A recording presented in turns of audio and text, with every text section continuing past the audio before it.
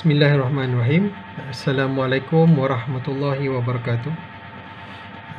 So in this video I will explain about magnetic force on a current carrying conductor. Okay, so let's consider if we have a slightly flexible conducting wire, for example in this case here, and this wire is placed inside a magnetic field. So let's consider in this case, so we have a magnetic field in a direction flowing inside into our paper or into our plane. Okay, so normally, so the direction of field, so we are using either cross symbol, so which is represent the magnetic field or field that flowing inside our plane, or can be also represented by the dot symbol. So this dot symbol is represent that any field that will be flowing in direction outside from our plane.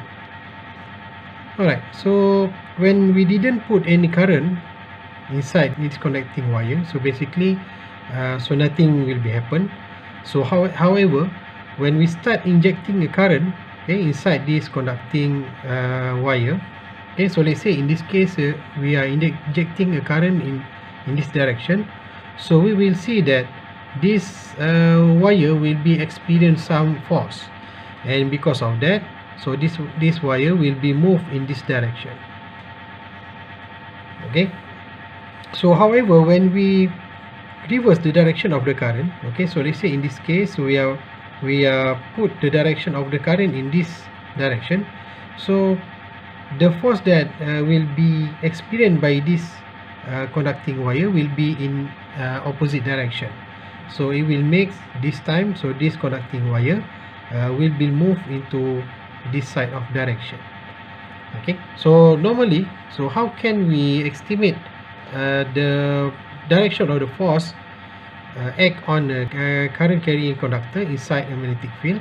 So basically we can estimate so by using a Fleming's rule. Okay, so we are implement a left hand Fleming's rule. Okay, so we have this finger is referring to the direction of the force produced, so this will be the direction of the magnetic field, and this finger will be pointing the direction of the current. Okay, so let's say we have this condition. Okay, so we have a direction of the B, okay, so flowing inside our plane. Okay, so our finger will be pointing in this direction.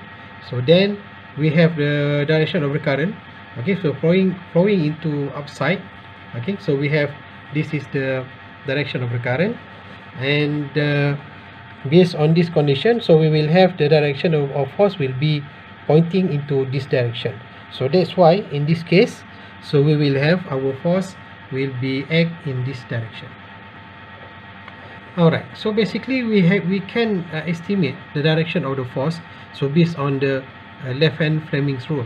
So however, how can we quantify a relationship between the value of force produced and the value of the current injected? Okay, for example in this case. Okay, so based on the force equation that we have been seen in previous subtopic, so we will have the magnetic force can be calculated so by using Q, charge multiplied by the speed of the motion of the charge, cross with the vector of B, which is the magnetic flux density. Alright, so because of we deal with the moving charge in order to develop what we call it as a magnetic force, so let's consider a conductor here. So this conductor having cross-sectional area equal to A. So let's say we have a charge here, so the charge is negative in polarity, which is electron, and this electron is moved from this point until this point, okay, with the length of equal to delta L. So due to this charge motion, so basically we will induce a current, and basically the direction of the current will be inverse compared to the direction of the charge or the electron motion. If we consider, so more than single charge exists in this volume, so we can represent this charge is by using a volume charge density here, which is rho VE, and this rho VE so generally is equal to minus NE. So NE is the number of charge exists in this volume, so multiply by the value of charge, and the unit of it is a coulomb per meter cubic. So based on this volume charge, so we can calculate the value for dq here is equal to rho VE multiplied by A. So A is the cross-sectional area for this particular conductor, and multiplied by the dl. So dl is the length of charge motion. And by considering this rho VE equation is expressed by using this equation, so we will have, so dq as well is equal to minus NE multiplied by E, so the value of charge, multiplied by A dot dl. If you put this dq expression inside the initial or the original equation for the magnetic force, so we will have dFm is equal to dq, so dot with the vector of ue, so this one is drift velocity for the electron, cross with the vector of b, which is magnetic flux density. And by considering this dq is expressed by using this expression, so we will have a minus Ne, so the number of electron inside this particular conductor, so multiply by E, so this one is the charge value, multiply by A, multiply by dl, and multiply by the drift velocity of that particular electron, cross with the b, so which is magnetic flux density. Alright, with the fact that the direction of current and the direction of the electron motion is inverse to each other, so we can have our relationship between vector E, or the vector of for the drift velocity for the electron, dot dl. So dl is the length of the charge motion from one point to another, is equal to minus dl. So this one is the vector for the current motion here, so multiply by the magnitude for the drift velocity for the electron. And by considering this one, so we can rewrite our dFm equation is become this one. So we will have Ne, so multiply by E, so this is again is equal to our rho VE here, or the charge volume charge density, so multiply by A, so this one is the magnitude for the drift velocity for the electron, so dot with the dl, so this is the vector due to the current motion, and cross with the vector of b.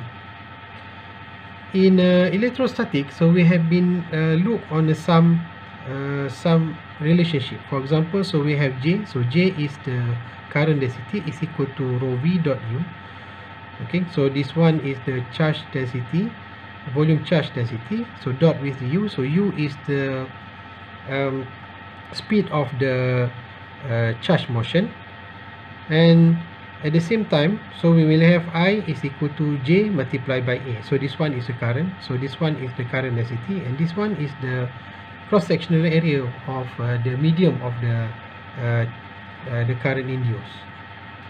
Okay, so by referring into this expression, so we will have this part of the equation will be equal to rho VE, so multiply by U, so we will have this operation, so we will have J, so multiply by A, so this A, and we will have is equal to I. So therefore, based on that particular equation, so we can rewrite our equation is become this one. So we have dFm is equal to I. Okay, so based on whatever operation that we have been run in this part, okay, multiply by dn, so this one is the vector that represent the length of the current motion, so cross with the b, so this one is still our magnetic flux density. And in a closed circuit, okay, so let's say we are considering our current is flowing from one point to another and then back to the origin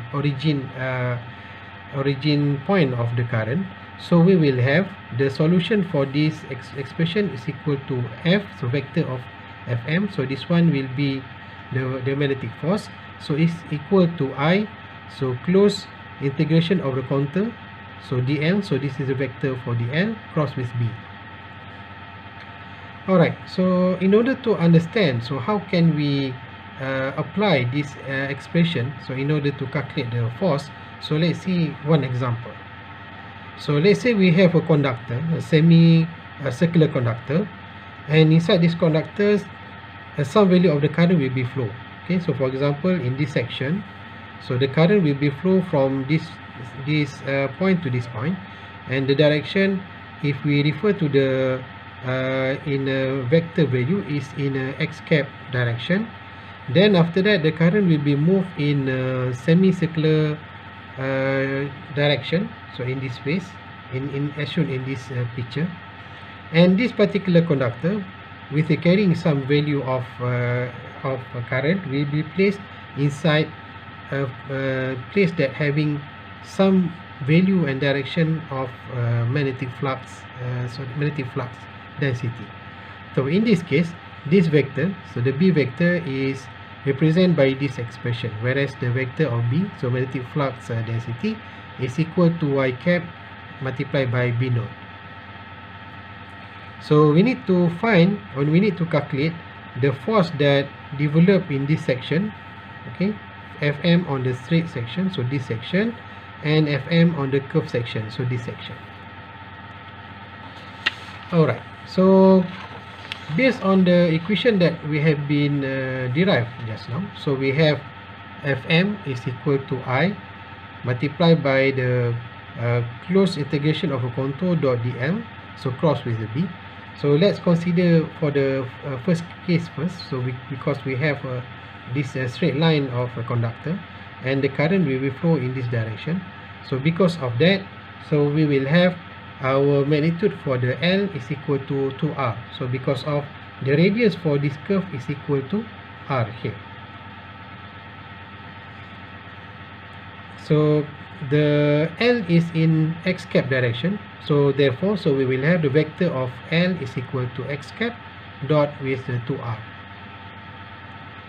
So the solution for this expression, so we can have, or we can rewrite, so by using this expression.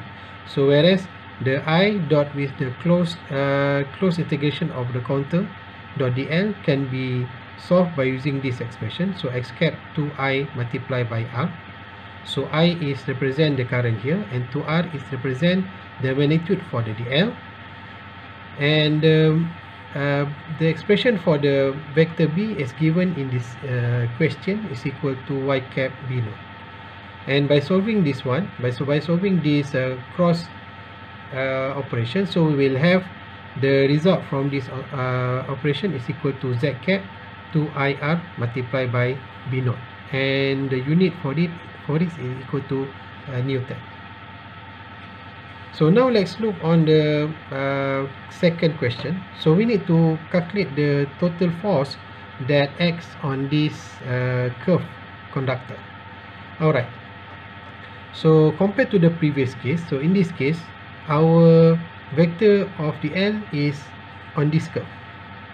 Alright, so whereas the current will be moved from this point, for example, to along inside this curved line.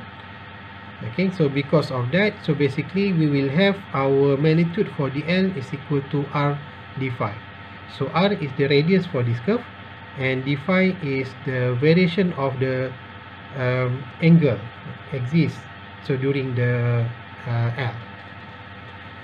And in this case, our vector of the L and the vector of B is reside on xy plane. So we will have the same expression that represent our B here is equal to y cap B naught, and the dl, so because of it relates with the direction of the current, and because of the direction of the L and the direction of the current is inverse compared to the first question. So in that particular method, so the vector of the L cross with the vector of the B will be result on the minus z cap direction. And because of this operation is involved that with the fact that the current is moved in the curve, and because of that, the magnitude for this for this expression will be a factor of sine phi. So whereas the phi is the angle between our vector of the L and the vector for the B. So because of that, the solution for this expression can be rewrite as this one. So we have that our direction for this operation is equal to minus z cap. So we still have the same value of I here, and the magnitude of it is in terms of sine phi, and we have the dl is equal to r d phi. So that's why we have r d phi here, and in order to solve it, then we need to integrate this equation. Okay, so from 0 until pi, by considering this curve is only exists in semicircular. So by solving this equation, then we will have the result from this is equal to minus z cap to I is the value of the current, so multiply by r, so r is the radius for this curve, and multiply by b naught, so b naught is the magnitude for the magnetic flux density.